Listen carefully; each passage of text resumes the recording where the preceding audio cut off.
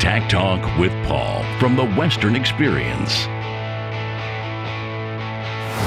Hey, Paul here from the Western Experience. You know, we get asked a lot about three-way riggings, Enduro Ballanced Riggings, how do they work, how do I use them?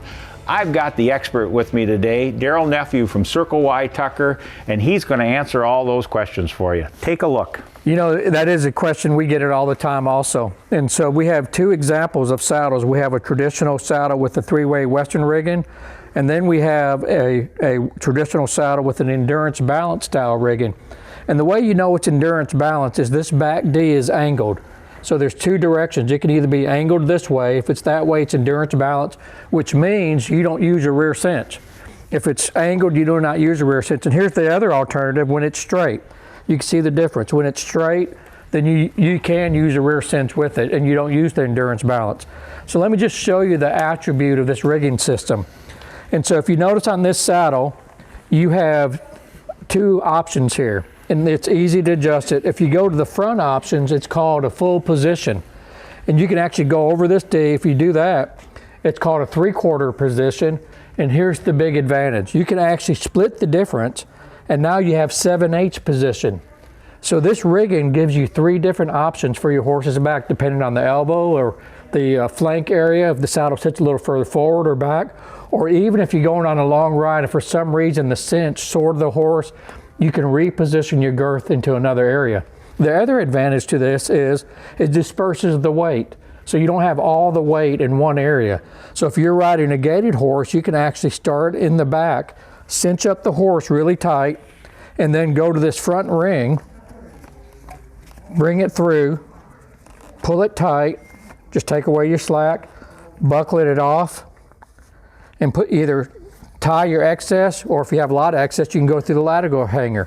And that gives you a nice position. The reason I like to start in the back on gaited horses, it really frees up the shoulders. You have more of a diagonal movement. If you have a walk, trot, canter style horse, then you can just flip that. You can start up here, and then have your rigging where it runs this direction. So you got most of your pull coming from the front. You go through the back, through the cinch, buckle it off, and you have a nice even pull there. So this rigging gives you three rigging position options, helps disperse the weight, helps with girth position and saddle position, so it gives you lots of great advantages.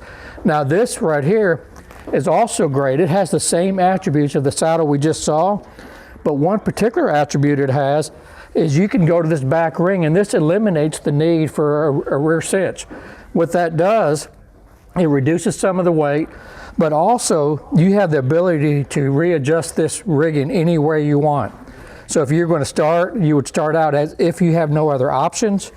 You come all the way through, you pull it up as if you have no other options, and then you go to this back ring right here. And then you'll notice that when you come through, you could actually pull this, and it pulls the back of that saddle down tightly. And so that's a big advantage. You're dispersing the pull of the saddle. Not only that, but you're eliminating the rear cinch, and you have a saddle that fits really tight. But here's the other beauty of this rigging. You can just give and take.